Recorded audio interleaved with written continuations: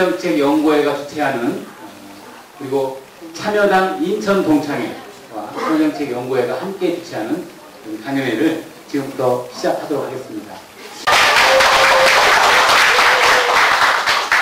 참여정책연구회, 그러니까 뭐 하는 데냐 이렇게 혹시 모르시는 분이 있을 것 같아서 옛날 참여당 했던 당원들이 모인 참여 네트워크에 공부하는 모임입니다. 이렇게 그냥 알고 계시면 되겠고요. 혹시 같이 공부하고 싶으신 분은 참여 네트워크 홈페이지에서 참여정책연구회 그 토론방에 가입을 하시면 회원으로서 최소한도의 활동을 함께 할 수 있습니다. 절대로 귀찮게 하는 일이 없으니까 관심 있으신 분은 아주 쉬운 일이니까 참여정책연구회에 가입해 주시면 좋겠고요.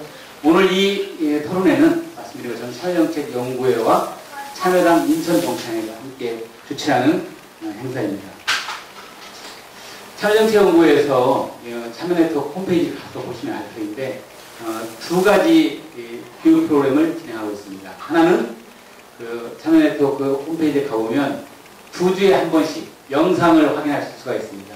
시국 현안과 정책 현안에 관한 참여정책 네트워크에서 만든 설명 영상을 참조해 보실 수가 있고요. 그리고 또 하나는 오늘 이 자리처럼 한 달에 한 번씩 주요한 정책 현안이나 모시고 싶은 분 이런 것들의 의견들을 모아서 그동안에는 참여정책연구회 토론회가 주로 서울에서만 있어 왔는데 이번에는 지방을 돌면서 오늘 인천이 첫 순서이고 대전, 부산, 광주 등을 돌면서 참여정책연구회가 주최하고 그 지역의 참여당 옛 당원들이 함께 모이는 그런 강연회를 앞으로 갖게 될 겁니다. 오늘 이 토론회가 역시 첫 번째 참여정책연구회 3기 프로그램의 이 강연회의 첫 번째 순서가 되겠습니다. 우리 노동면 기자를 제가 특별히 더 소개를 해야 될 바가 있을지 모르겠습니다. 과거에 5년 이전입니다만 퇴직되기 전에 YTN의 메인 뉴스의 앵커를 해서 매 시간 앵커로서 뉴스를 전하는 그런 장면들을 우리가 기억하고요. YTN 노동면 기자가 있을 때 여러분들 다 기억하실 것 같아요. 돌발 영상이라는 한 3, 4분짜리 영상 기억하시죠? 그 돌발 영상을 기획하고 실제로 진행했던 정말 요즘에 YTN을 보면서 그 돌발 영상을 내보내던 그때의 YTN하고 정말 같은 방송사인가 이런 느낌이 들 정도인데요. 그만큼 발랄함, 우리사회 개방성 이런 것들을 보여주던 하나의 프로가 아니었을까 기억합니다. 이런 소개 맞는지 모르겠네요. 아마 우리 노영명 기자님한테 굉장히 많은 주제를 제가 적어드렸어요. 이걸 여러분들 환기시켜드리려고 제가 메일에 우리 노영명 기자한테 보내드렸던 주제를 제가 읽어드릴게요. 첫 번째로는 퇴직 언론인으로서 느끼는 어떤 위기의식. 해보자면 그것도 4년, 5년 되면 정말 내가 복직할 수 있을까? 앞으로는 어떻게 내가 살아가야 될까? 이런 고민도 있으실 것 같아요. 이런 퇴직 언론인으로서 느끼는 생각. 두 번째는 우리 언론이 무엇이 문제냐? 요즘 우리 촛불 시민들이 이런 촛불 집회에 대해서 정당한 비중으로 뉴스가 다뤄지지 않고 있다. 이런 문제를 제기하는데요. 우리 언론이 무엇이 문제냐? 여러 가지 점에서 한번 살펴보아 주십사. 두 번째로는 언론인으로서 무엇을 하고 싶으신가? 어쨌든 퇴직 언론인이지만 정체성 명백히 언론인이실 것 같고요. 무엇을 하고 싶으신가? 그리고 네 번째로는 우리 시민들, 수용자는 언론에 대해서 어떤 문제의식을 가지고 언론을 보아야 할까. 이런 네 가지 주제를 드리면서 꼭 이걸 다 하시라는 얘기가 아니고 노영명 기자가 편한 대로 준비해서 강연을 해주시면 좋겠다 이런 말씀 드렸어요. 아마 그 중에서 특별히 더 여러분들하고 나누고 싶은 이야기를 강연을 해주시지 않을까 생각합니다. 안내와 설명이 길었는데요. 전 YTN 기자였고 앵커였고 YTN 노조 위원장이었던 노정명 기자를 큰 박수로 앞으로 모시도록 하겠습니다. 안녕하세요. 지금 소개받은 노정면이라고 합니다. 이렇게 환대해 주셔서 고맙고요. 오늘 여러분들께 드리는 말씀이 어떻게 보면 거의 다 이미 알고 계신 내용들일 수도 있는데 조금 더 언론의 문제를 구체적으로 서로 공감하는 계기가 되도록 노력을 하겠습니다. 제가 사실 좀 다양한 종류의 PPT 자료를 준비를 해왔는데 그렇게 PPT 자료를 쓸 거라는 말씀을 사전에 못 드려서 우리 여러분들과는 그것을 볼 수는 없게 됐습니다. 그걸 같이 봤으면 아까 말씀하셨던 은혜를 조금 더 구체적으로 받으실 수 있었을 텐데 하여튼 제 불찰이었기 때문에 그 점 사과드리고요. 그리고 또 한 가지 양해의 말씀 구할 것은 제가 강연 어디 다니면서 이런 자리에 앉아본 적이 없습니다. 늘 서서 자료 보여드리고 저는 이제 설명하는 역할을 했는데 이렇게 좋은 자리를 마련해 주셔서 고맙고 저도 편히 말씀을 드리도록 하겠습니다. 고맙습니다.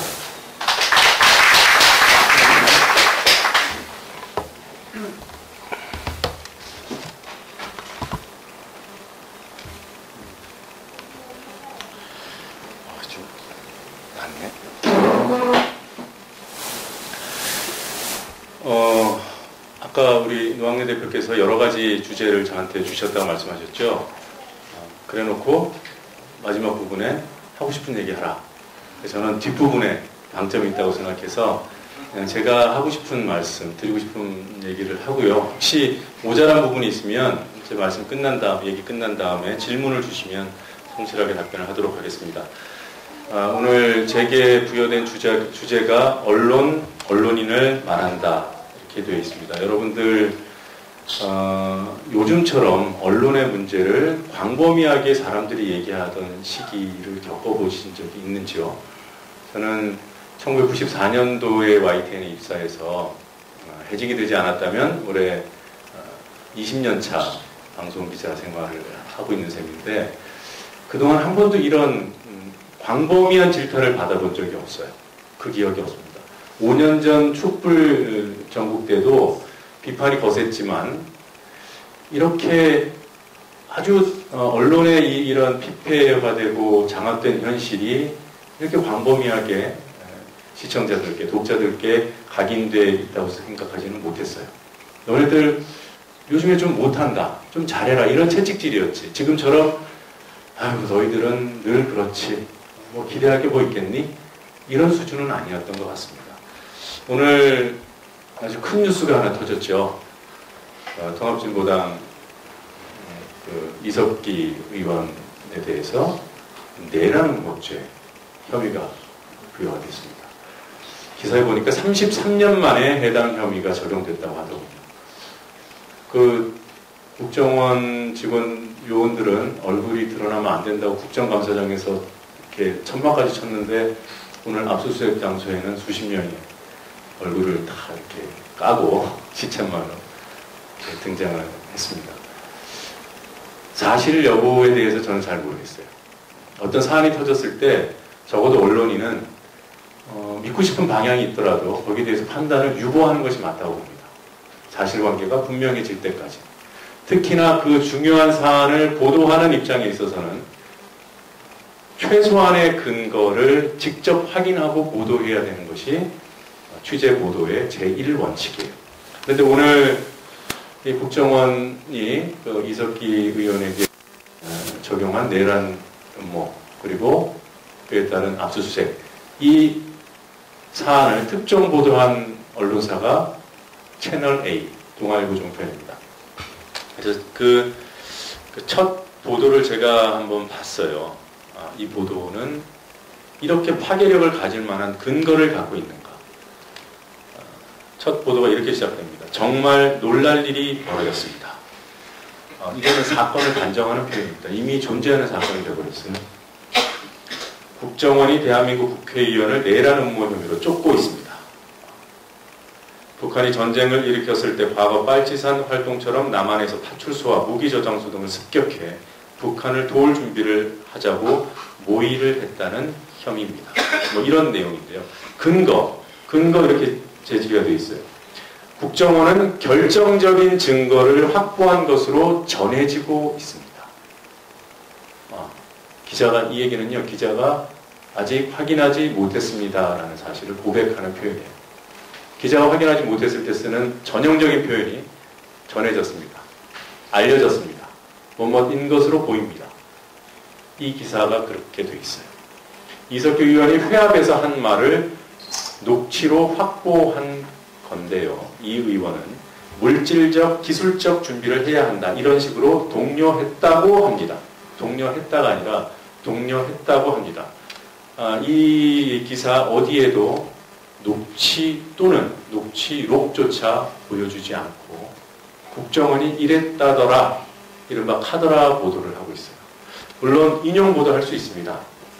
근데 이렇게 사안이 중할 때는 취재원의 말, 출입처의 말을 일방적으로 듣고 쓰는 보도는 상당히 조심스러워야 해요. 그게 기본입니다. 상식이고. 그런데 이 기사는 이미 이석기 의원은 내란 음모를 범한 범죄예요. 제가 이석기 의원을 두둔할 이유가 하나도 없어요. 그럴 의사도 없고, 다만 어떻게 이런 수준에서 보도가 나갈 수 있지? 몇 년 동안 국정원이 준비한 거라잖아요. 그러면 그에 합당한 정도의 증거를 기자가 직접 확인을 해야 보도를 할 수 있다. 저는 그렇게 생각합니다. 그래서 물론 이 내용이 결과적으로 사실일 수도 있을 거예요. 근데 그거와 무관하게 오늘의 이 보도는 보도가 아닙니다. 그냥 선전이죠. 사후적으로 이것이 사실이 된다고 해도 제 오늘 이러한 비판과 지적은 전혀 문제가 없어요. 저는 보도가 무엇인지에 대해서 여러분들께 말씀드리고 싶습니다. 우리는 이미 미디어가 지배하는 세상에서 살고 있어요. 우리 사회를 지배하고 있는 여러 가지 장치들이 있죠. 뭐 권력과 자본 이렇게 얘기하는데, 권력도 자본도 다 미디어를 통해서 세상을 지배합니다. 세상의 영향력을 미디어를 통해서 행사합니다. 직접 통치하기 어려워요. 미디어가 다 해주니까 미디어한테 다 넘기면 됩니다. 미디어가 얘기해주는 것이 다 자본의 얘기고 권력의 얘기 아닐까라는 생각을 해봐요. 근데 너무 언론을 이렇게 단순화해서 얘기하는 것이 아닌가라는 의문을 가지실지 모르지만, 출입처 제도에 기반하고 있는 대한민국 언론은 결국 출입처가 생산하는 보도자료의 단순 전달자에 불과합니다. 보도자료 중에서 중요도를 판단하고 시시비비를 가려서 보도를 한다면 언론사마다 내용이 달라야 됩니다. 그렇지 않겠습니까? 보는 눈이 다른데, 시각이 다른데, 취재하는 기법이 다르고, 관심 있는 분야가 다른데, 왜 대한민국 언론의 기사들은 80% 이상이 다 똑같을까요? 같은 출입처에 나가면서 같이 받는 보도자료를 검증 없이 쓰는 그런 관행이 일상화되어 있기 때문입니다. 여하튼 저는 우리 사회를 미디어가 지배하고 있다고 생각합니다. 그런데 더 중요한 문제는 미디어가 우리한테 알려주는 잘못된 정보, 왜곡된 정보, 잘못된 분석, 이런 것에 우리가 늘 속고 있는데 우리 스스로는 속는 줄 몰라요. 지금 여기 계신 분들은 그래도 사회 문제에 관심이 많으시고, 특히 언론에 대해서 경계심이 다른 일반적인 사람들보다는 강할 것이라고 생각하지만, 여러분 역시 늘 속고 있다는 생각을 저는 합니다. 1980년대의 뉴스를 일컬어서 땡전 뉴스라고 하죠. 여기 계신 분들은 대부분 땡전 뉴스가 의미하는 바를 다 알고 계실 겁니다. 근데 제가 강연을 다녀보면요, 30대 정도 되는 분들 중에서도 절반 이상이 땡전 뉴스라는 용어의 의미를 몰라요. 1980년대 전두환이 통치하고 있던 시기 방송 뉴스는 대통령 각하의 동정보다 중요한 뉴스가 없다고 봤던 겁니다. 그렇죠? 대통령 각하의 동정보다 위에 올라올 수 있는 뉴스는 어지간히 중요하지 않고서는 안 됐던 거예요. 그래서 거의 상당한 날 톱 뉴스는 전두환 각하의 동정이었잖아요. 방송 뉴스 시작하기 전에 띠띠띵 하고 15가 들어가요. 띠띠땡, 그리고 앵커가 나와서 전두환 대통령은 오늘, 땡, 전두환 대통령은 오늘. 그래서 땡전 뉴스가 되지 않았습니까? 그런데 젊은 우리 친구들은 말할 것도 없고요. 30대 한 중반 정도 되시는 분들도 잘 몰라요. 모르는 게 당연하죠. 30년 전의 용어니까. 알아서도 안 되죠. 알 필요가 없어야 되는 것이 맞습니다. 그런데 지금 이 추억의 땡전 뉴스가 다시 부활하고 있다는, 이미 부활했다는 생각을 지울 수가 없습니다. 한번 기억을 더듬어 보시죠. 과거 30년 전의 뉴스가 어땠는지. 이런 대목이 있어요. 전두환 씨가 해외 순방을 마치고 돌아오면 여지없이 카퍼레이드를 했습니다. 그리고 지상파에서 생중계를 했어요. 대통령께서는 오랜 가뭄 끝에 이강토에 단비를 내리게 하고 떠나시던 돌아오시는 오늘은 지루한 장마 끝에 남국의 화사한 햇빛을 안고 귀국하셨습니다. 이게 그 당시 방송됐던 생중계 보도 멘트입니다. TV 논평 한 대목 읽어드릴게요.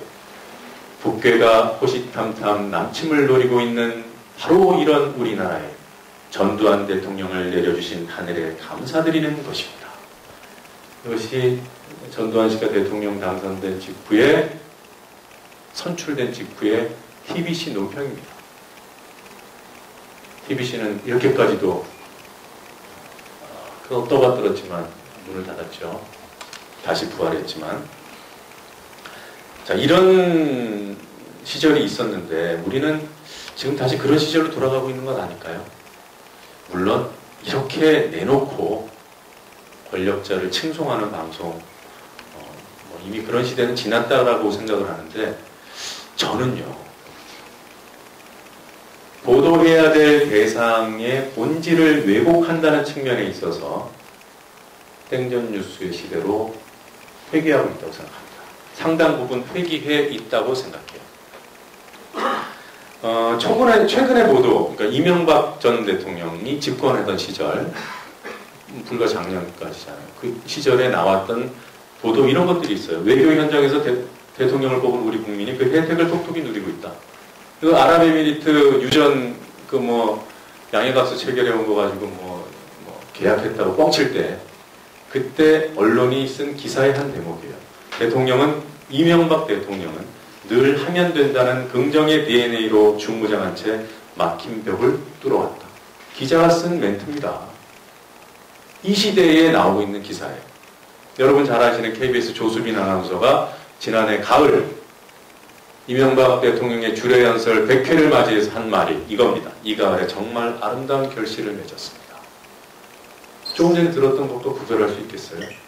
땡전 뉴스의 그 보도 멘트랑 지금 제가 말씀드린 이명박 대통령에 관한 멘트와 차별성을 느낄 수 있습니까? 양의 과다의 문제일 뿐이지 본질은 땡전 뉴스로 회귀하고 있습니다. 언론이 사안을 왜곡하고 우리의 눈을 가리는 기법 여러 가지가 있죠. 언론의 행태, 받아쓰기. 아까 제가 잠깐 말씀드렸습니다만 보도자료 주는 대로 쓰고 있어요.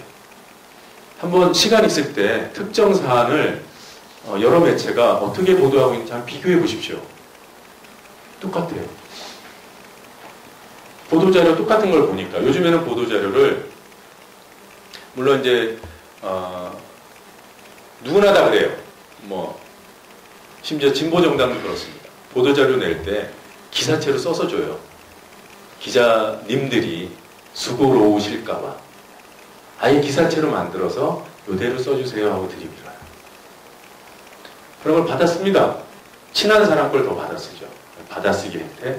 그리고 여기서 한 발 더 나가면 언론이 취재한 걸 쓰는 것이 아니라 쓰고 싶은 걸 쓰는 소설 쓰기 행태들이 나타납니다. 자, 그러면 우리가 언론에 대한 거부감 또는 경계심이 있기 때문에 받아쓰고 소설 쓰면 우리가 안 믿으면 되지 않겠나? 근데 이게 쉽지 않아요. 증거를 들이밀어줍니다. 이미지를 보여줘요. 사진을 보여주고 동영상을 보여줍니다. 인터뷰를 들려줍니다. 그러면 그래 이거는 맞겠지? 이렇게 되는 거예요. 이미지를 조작합니다. 이미지를 조작해요. 그러면 우리가 속은 거예요. 그거 찾아낼 수가 없어요. 우리 일반인의 눈으로는 찾기가 참 어렵습니다. 제가 그런 것들을 이제 하나하나 사진을 보여드리면서 설명을 드리면 조금 더 은혜로울 텐데 좀 말로 한번 최대한 해보겠습니다. 그리고 언론사가요 한쪽으로 가면 우리가 경계하기 참 편해요. 얘는 그냥 끝까지 안 보면 되니까 일반인의 관점에서 말씀드리는 겁니다. 그런데 이 언론사들이 한 번씩 나는 언론이다 라고 과시하기 위해서 말을 바꿀 때가 있어요. 혼란스러울 때가 있습니다. 최근에 4대강과 관련된 가장 강도 높은 비판, 4대강은 대재앙 수준이다. 누가 보도했습니까? 동아일보가 보도했습니다. 올해 초에 감사원의 감사 결과를 특정 보도한 문제가 많다는 감사 결과를 특정 보도한 매체가 조선일보입니다.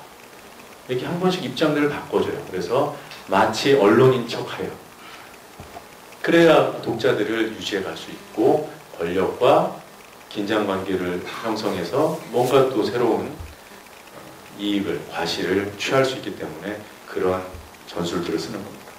이런 뭐 받아쓰고 소설을 쓰고 이미지 조작하고 뭐 때때로 말도 바꾸고 이런 행태들을 통해서 언론이 행하는 역할, 정보를 제공하는 친절한 우리의 친구가 아니라 권력자를, 힘 있는 자들을 이른바 주류를 대변하는 홍보지, 홍보방송으로 전락했어요.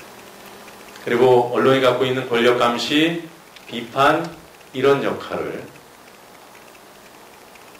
마녀사냥식으로 합니다. 비판과 마녀사냥은 다르잖아요. 근데 마녀사냥의 행태가 나타나요. 그 대상이 누구든 간에. 그 다음에 특종을 한 것 같은데 알고 보면 물타기였어요. 권력이 불리한 어떤 이슈가 불거져 있을 때 여지없이 여기에 대응하는 새로운 이슈가 터져 나옵니다. 뭐 과거에 뭐 이른바 용공 조작, 북풍, 그리고 스포츠 관련 뉴스들로 또는 연예인 관련 뉴스들로 기존의 이슈를 덮는 것들 여러분들은 이미 다 경험해서 경계를 하고 있지만 당하면 또 당하는 거예요. 이석기 의원 관련 이 보도가 참인지 거짓인지 저는 모릅니다. 그런데 항상 그럴 가능성은 우리는 염두에 둬야 된다는 그런 좀 어떻게 보면 슬픈 현실을 살고 있는 거죠.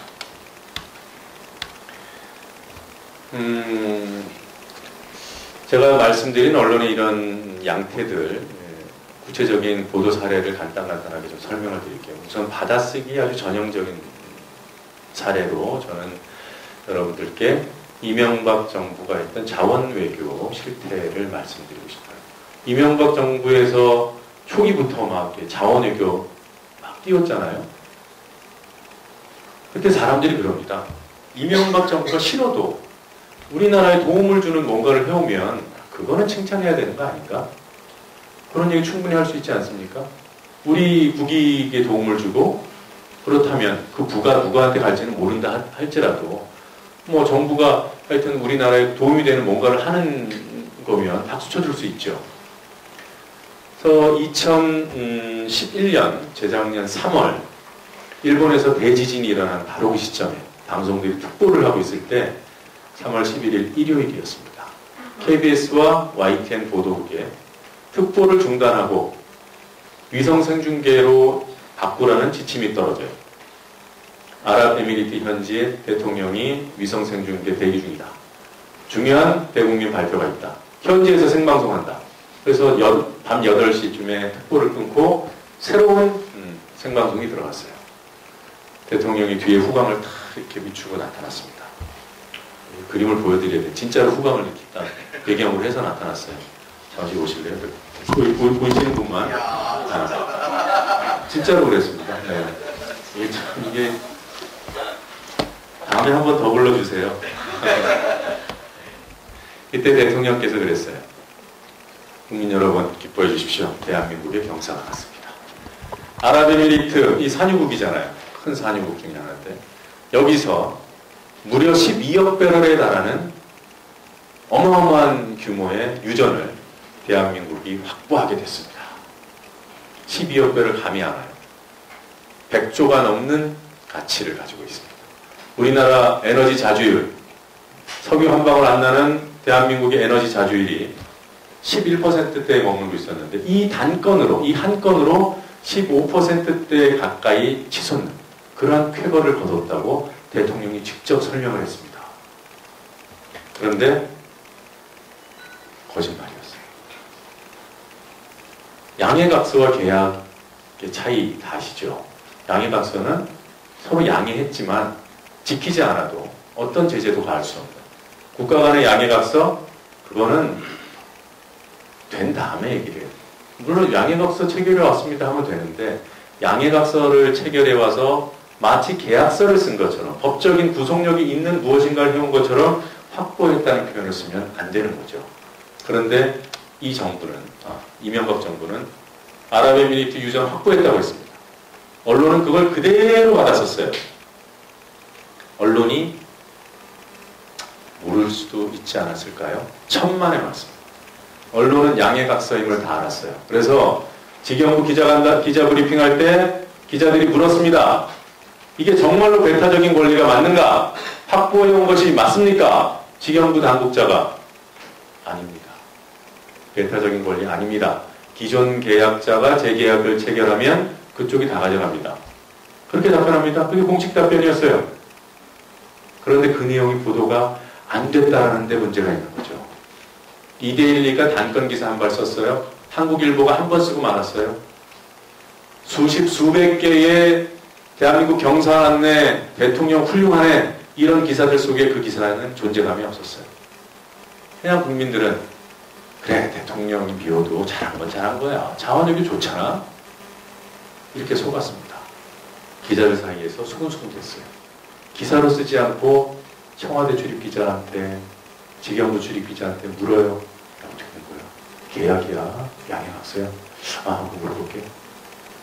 그래서 이제 그때 박승준이가 이제 전면에 나서죠. 확보한 거나 다름없다. 무슨 얘기인가? 양해각서는 맞는데 일반적인 보통 양해각서가 아니다 이거. 대통령께서 친히 챙기신 거다. 대통령이 친서를 7번이나 보내고 수시로 아랍에미리트 가서 그 나라의 실세인 왕세제 무하마드를 만나서 비밀별장에 사막에 우뚝 솟아있는 무하마드의 비밀별장에도 가서 단독 회동을 하고 가서 뭘 했는지 거의 딱 3명 같답니다.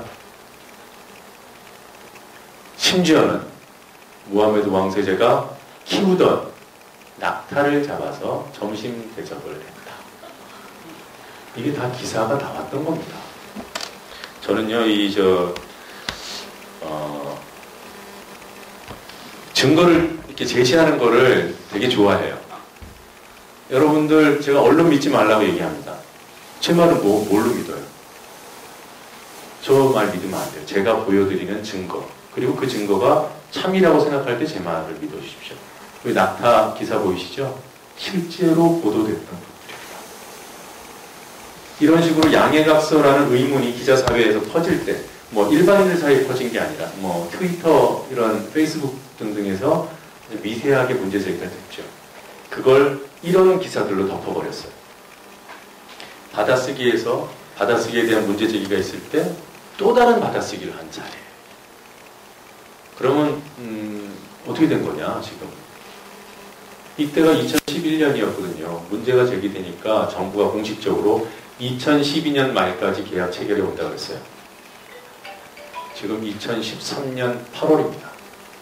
아직도 소식이 없어요. 이명박 정부에서 진행된 자원외교의 99%가 양해각서였습니다. 자, 소설. 언론이 쓰는 소설은요, 대개의 경우 참 거짓이 밝혀지지 않습니다. 그런데 이상하게 아주 이례적으로 거짓이 밝혀진 게 있어요. 그거 하나 소개해드릴게요. 얼마 전, 이게 언제냐면 작년 1월이네요. 2012년 1월 조선일보가 일면 톱으로 보도한 기사가 있습니다. 김정일 장남 김정남 아시죠? 김정남이 일본 도쿄신문 기자한테 이메일을 수차례 보냈던 모양이에요. 도쿄신문 기자가 그 이메일을 모아가지고 책을 썼습니다. 그 책에 이런 내용이 있다고 조선일보가 일면 톱으로 보도했어요. 천안함 사건은 북한 군부의 필요에 의해서 이루어진 것이다. 천안함을 둘러싼 여러 가지 진위공방, 과학적인 논쟁을 현실적으로 무력화할 수 있는 김정남이 이렇게 얘기했다 그러면 많은 분들이 그럼 북한이 한 게 맞네 이러지 않겠습니까? 하여튼 이런 보도를 했어요. 그런데 사흘 만에 조선일보가 이례적으로 정정 보도를 써야 되는 지경에 달합니다. 펴낸 책에는 천안함 관련 부분이 아예 없는 것으로 밝혀졌습니다. 없는 건 어떻게 썼을까요? 책에 있다고 썼는데 그 내용이 있기를 바랬던 게 아닐까? 바라면 보이지 않았을까? 네.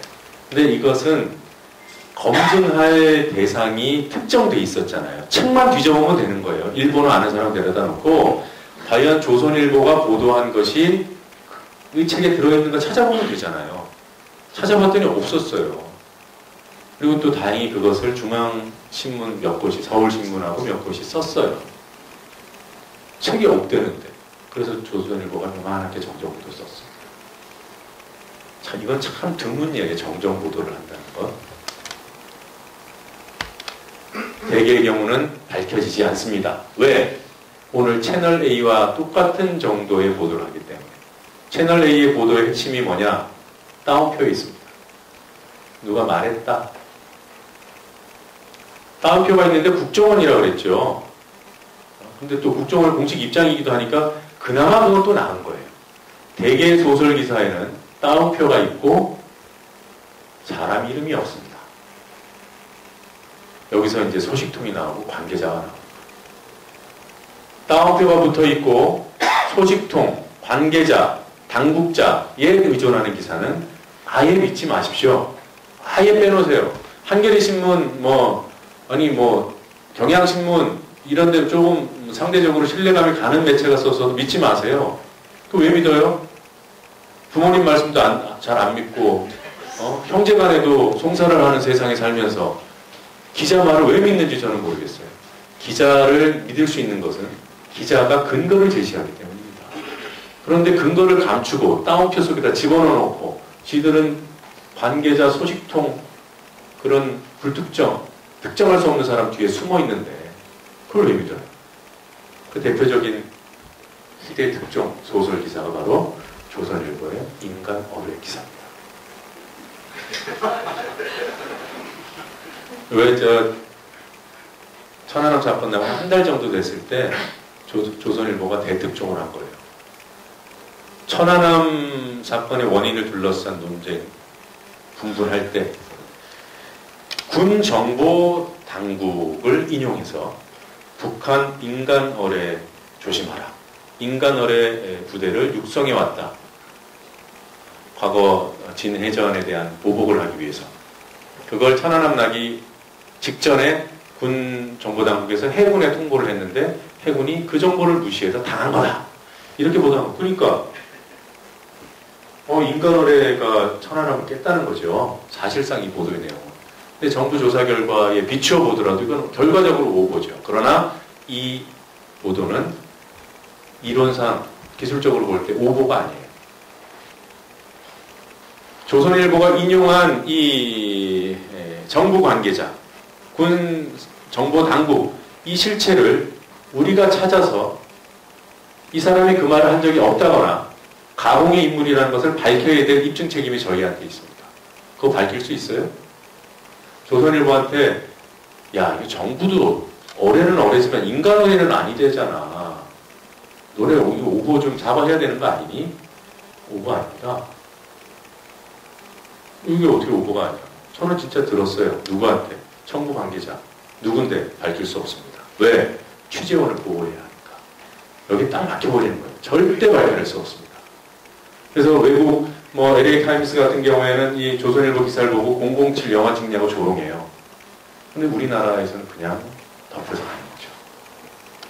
대한민국 1등 신문, 매체력 1위의 신문이 보도한 특종이었습니다. 인간어뢰.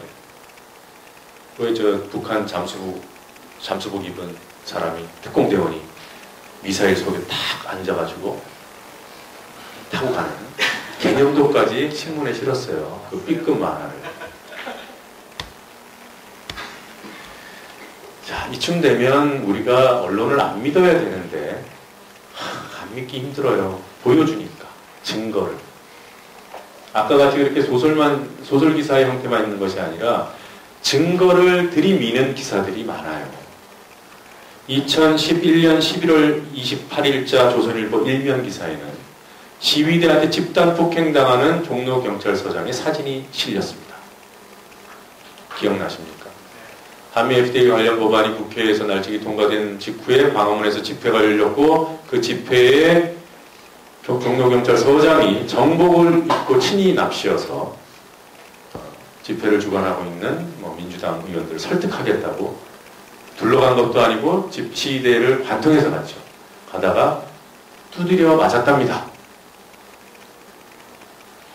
그런데 그 두드려 맞는 사진을 신문이 보여주고 현장의 동영상을 지상파 메인 뉴스들이 보여줬잖아요.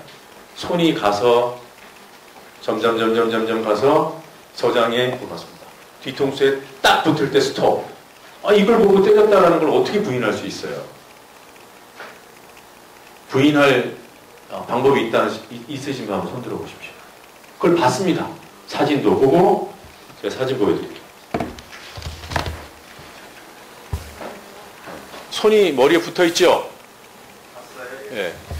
이 사진을 보고 심지어 동영상으로 손이 따따따따따 움직여서 딱 붙는 것까지 봤는데 네. 이 사진에 등장하는 등장인물 전원이 종로경찰서 형사였습니다. 이걸 일반인은 어떻게 찾아내요? 저 정도 돼야 찾아내는 거예요. 그래서 종로경찰서에서 공식 확인했습니다. 맞다. 그런데 서장님이 맞은 것도 맞다. 범인은요 못 잡았다. 수십 명이 서장 호위한다고 둘러싸여 쭉 가고 밖에서 밀고 이랬던 겁니다. 근데 손이 닿는 것은 찍히지도 않았고요. 가격한 사람 잡지도 못했어요. 수십 명의 형사가 현장에서. 그 사람들이 많아서 도망가기도 힘든 그 현장에서 근접해서 때린 사람을 수십 명이 못 잡았다가 이해가 됩니까? 근데 더 웃긴 거는요. 집단폭행 혐의로 처벌받은 사람이 있어요. 한 사람이 체포됐습니다. 때린 사람이 아니에요. 근데 체포됐어요. 좀 이따 말씀드릴게요. 그 사람이 이 일이 이제 11월 말에 있었고 12월에 구속됩니다. 작년 4월에 집행유예로 풀려날 때까지 넉 달 동안 감옥살이를 했어요. 그 사람한테 부여된 혐의는 공동폭행, 집단폭행이에요. 근데 판결문을 보면 이 사람이 때린 사람이 아니라고 돼 있어요. 모자를 벗기려 한 사람. 비록 피의자가 모자를 벗기려 했지만 그것도 폭행의 의사가 있었다고 봐야 한다. 이게 판결의 요지입니다. 성명불상자가 폭행을 했어요. 그렇게 표현합니다. 그러니까 못 잡았다는 거죠. 성명불상자가 폭행을 할 때 그 현장에 있었던 사람들은 공동폭행의 공모의사가 있었다고 봐야 한다. 그래서 그 현장에서 잡힌 이 사람은 비록 때리지는 않았지만 때린 놈으로 처벌해야 된다. 이게 유죄 판결을 내린 거예요. 그래서 집행유예 받았습니다. 구속 상태에서. 이게 언론이 그따구로 보도 안 했으면 뭐 재판부를 두둔하자는 게 아니라 그런 재판부가 그런 말도 안 되는 판결문을 쓸 수 있었을까요? 하다못해 그 폭행의 증거로 제시됐던 신문에 도배되고 방송에 도배됐던 그 영상과 사진이 폭행과는 무관한 것임을 사후에라도 정정했으면 판사가 그따위 판결문을 쓸 수 있었을까요? 언론의 역할이 여기서 중요하다는 거죠. 방송사는 이 때리는 장면을 보여줄 때 슬로우 비디오를 슬로우로 보였어요. 그냥 보여주면 그 가격의 느낌이 안 나거든요.